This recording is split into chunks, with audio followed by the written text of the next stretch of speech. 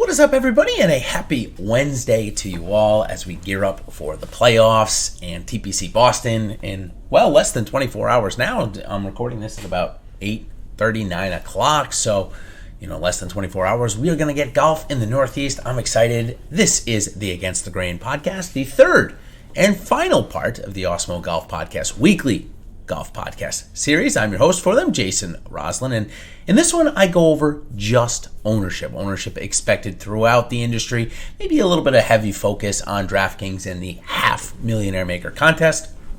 This week we've got a fun one. I'm excited. Obviously, when all the best players in the world are playing, it's great. I also love the golf course. It reminds me of home a little bit, and of course we've got a few other things like maybe some leverage spots on a few of my other favorite golfers, as I've had a leverage spot on Jordan Spieth maybe for the last 2.5 years now. But maybe a couple of my other golfers will slide in there as well. So let's jump right into it. And as we do each and every week, is quickly review the biggest money-winning lineup of the week last week. And it was 100% total ownership. 2 entries from this user winning the half millionaire maker contest. Webb Simpson was at 37% owned. Kevin Kisner over 20% owned. Billy Horschel over 20% owned. Doc Redman 12% owned. Denny McCarthy 6% owned, and Mark Hubbard 4% owned. So the key there, 2 less than 10% owned, even though he had some of the chalkiest plays on the slate. Still was able to get it done, and a unique lineup as well. So kudos to that user. Now we're going to go into Awesemo's top 10 for this week. The Northern Trust. Number 1 coming in on the board is Adam Scott. Then we've got Jon Rahm, both above 20%. Then Patrick Reed, whose form and course history seems to be generating a lot of buzz and interest. Understandably so, Patrick Reed. Then Xander Schauffele, Pat Cantlay, the Ryder Cup teammates there. Ty Hatton is next. Hideki Matsuyama slides in under him. Jason Day comes in next. Then Sung J M, who had a great week last week. A nice bounce back. Finally looked like he could be back in form. Then we've got Webb Simpson and Billy Horschel to end the top 10 this week. Now as we go into our individual pricing categories, and then what I'll do is I'll go into at the end of this, I'll go into the little multiplier segment for SuperDraft, the sponsor of this show, and I'll talk a little bit about them and how you can earn some leverage, not just by going down the multiplier, but also maybe some pivots off of some more known names that are down there. So we'll get into that in just a little bit. But before we do, let's head on into DraftKings and FanDuel. Again, this is a basis of the half millionaire maker contest for DraftKings, if you're wondering. But it should, depending on what contest you're playing in, it should resemble it pretty closely. So this week, 10,000 above, we're back to the 6 golfers that we typically have. But the lowest ownership we've seen out of above 10K, even 5 when there's been 5 golfers, just a lot of people, instead of paying up here and saying, how many times has paying up really worked since the restart? Well, it's worked a couple of times. Justin Thomas has a win in there. Bryson DeChambeau has a win in there. But on the whole, it seems like gamers are finding it much easier to go down the list. So Jon Rahm going to come in the top at 10,000. He's going to be close to 20% owned. And I think we're going to get the drop-off. Rory McIlroy has not had a top 10. I've probably said that a bunch of times. Might say it a couple more because it's pretty shocking. Since the restart, really struggling without fans. So I guess until we see a top 10 from him, it seems like gamers are not ready to jump back in there. Maybe around 15%. Bryson DeChambeau at 11-1, probably around 15%. That's where he's been getting in the big contest. Just an interesting mark. Collin Morikawa, if he wins, he becomes the number 1 golfer in the world this week, regardless of what happens outside of that. He's only going to come in about 10%, as is Justin Thomas, the highest priced golfer this week, probably between 10 and 13%. Dustin Johnson, however, man, what a roller coaster he's on. A couple of rounds in the 80s, then a win and a second place at a major. I mean, it's just a really big roller coaster, as is his DraftKings price. And I don't think the multitude of gamers are going to back him at 10-4 this week. So I think he's gonna be your one spot to come in under 10%. But with Collin Morikawa and Justin Thomas right there as well, and even so, going 40% Bryson DeChambeau, which would be 3x the field on what I have projected here, None of those seem out of the ordinary. So for the against the grain plays, I really think you can get your favorite spot here in your favorite player. Unless it's Rom, then you're committing about half of your lineups to it, which, again, maybe is a little bit too much for a guy that's priced $10,000. Okay, let's move down the list here. We've got 18 golfers between $8,000 and $9,999. Their total ownership, 230%. So a stark contrast of what we've seen the last 2 weeks, where they've really loaded the high 7s and mid 7K sections as DraftKings has. This week, though, we're not going to get Tony Finau below 8,000. We're not going to get Adam Scott below 8,000. We're not going to get Tommy Fleetwood below 8,000. We're not going to get Paul Casey below 8,000. So back to focusing more on this type of build rather than making it a little bit easier, which, again, anytime you make pricing harder, it should give the people that put more time and effort and research into it more of an edge. That's just how it typically works. Okay, so with that being said, Xander Schauffele, Pat Cantlay, who have been consistent in this top 9K range, they're going to go probably close to 20%. Adam Scott, as Awesemo has the top projected guy, no surprise, he's going to be in that 15 to 20% range. I already mentioned a couple others, Reed, Matsuyama, and Simpson as well. All going to be highly owned. You'll maybe have a little bit of a drop-off when you get to Daniel Berger, Ty Hatton, Scotty Scheffler, Paul Casey, Tommy Fleetwood. I think they're all going to come between 12 and 15%, though. I don't think you're going to get too much variation. I mean, you're going to get a total ownership of 230% out of 18 golfers, and only 2 of them touching 20. So you've got a lot of spots to fill up some ownership for sure. I think one of the most interesting ones is going to be Tiger Woods this week. I'm projected around 13%. I think it's a really good spot for him. I think he's shown us in a couple of starts that he's done that his irons look good. His putter, as he's gone to a longer putter to help get into a stance. Now, I'm a golfer. Not good, I used to be good, and since I've had a child, I'm not so great anymore, but still a single-digit handicap nonetheless. I can tell you that when I putt, if I have a bad back or I slept wrong or I picked up my kid wrong, and it is tough to get into a stance if you have a shorter putter, there's no doubt. And I love putting with a shorter putter.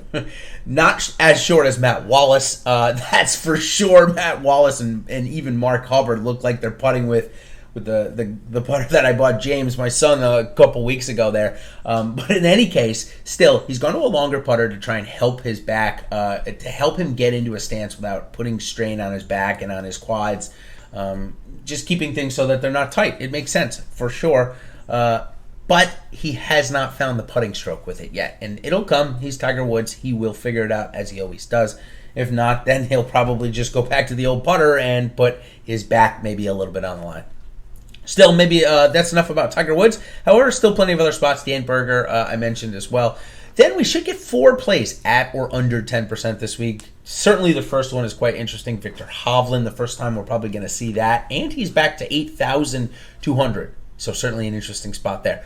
Matt Fitzpatrick, who's relied on his putter only. And then Brooks Koepka and Justin Rose will round out the last 2. Both of them coming off terrible start last week. Okay, I already talked about Tiger being a good against the grain play. I think Victor Hovland, if his ownership continues to trend down, certainly an interesting play there as well.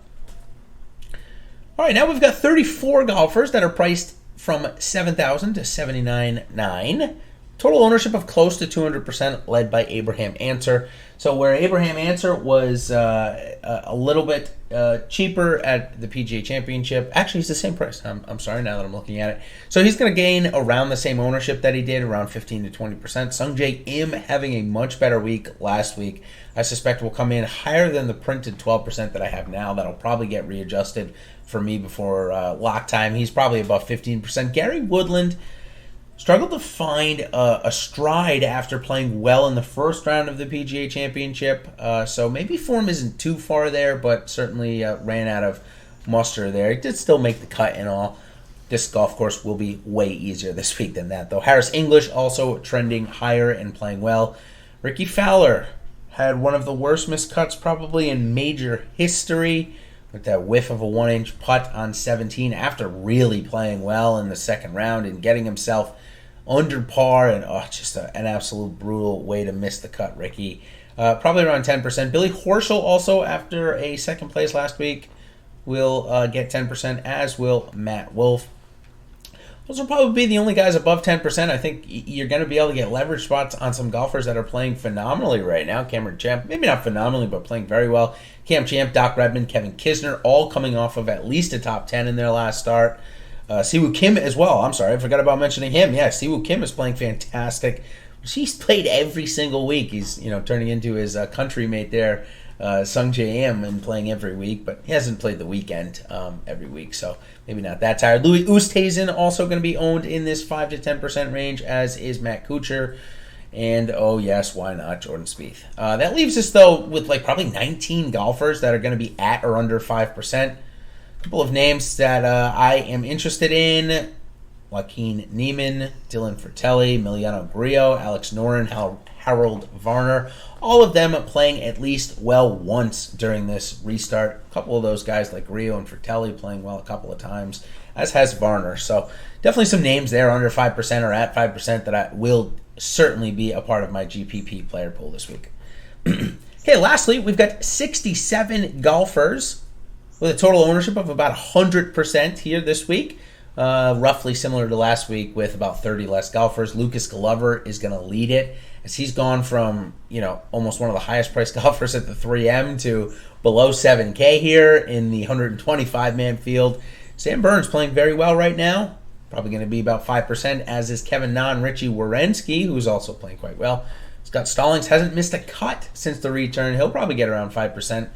And Henrik Norlander, I've coined maybe too often now, maybe getting repetitive, as the Jason Kokrak of this year. Speaking of Jason Kokrak, he'll probably be owned in this 3 to 5% range. Guys like Bud Cauley, Cam Davis, Mark Hubbard, Brian Harmon, also going to be in that 3 to 5% range this week. Okay, so that will do it. Of course, if you want more information or are looking for just a visual on all of what I expect the ownerships to be this week, go out and check out my Against the Grain article, live now on the Awesemo, and free, of course, on Awesemo.com, and check it out. So now, I'm going to thank SuperDraft, the sponsor of our show, and we're going to do a little multiplier segment here for all of you playing over there. They're giving away $1,500 to first place this week, so be sure to check it out. Okay. So if you haven't played the multiplier segment, then great, I'm going to tell you a little bit about it. The future of daily fantasy sports has arrived. Experience SuperDraft's exclusive game mode, Multipliers. Say goodbye to salary restrictions and hello to lineup freedom. Use your fantasy sports knowledge to draft any player you want and build your very own dream team. Countless lineup possibilities let you experience daily fantasy sports the way you want. SuperDraft offers contests for right now for MLB, NBA, PGA, NASCAR, and MMA, so you can enjoy the best of DFS all year round. Sign up for SuperDraft today using promo code Awesemo10. You get 10 free on your first deposit of 10 or more, and 20 free on your first deposit of 100 or more. Find it in the App Store or play at superdraft.io. SuperDraft, no limits and more winning. Okay, so this week, with only 120 players in the field, the highest multiplier is 1.65x. Doc Redman and Cam Champ. So Doc Redman 6 at 1.45x and Cam Champ at 1.35x. I expect those guys with pretty good scoring ability to be pretty highly owned and good plays. Now, if you want to add a couple of guys or pivot off of them, I don't get me wrong, I certainly believe in both of them this week.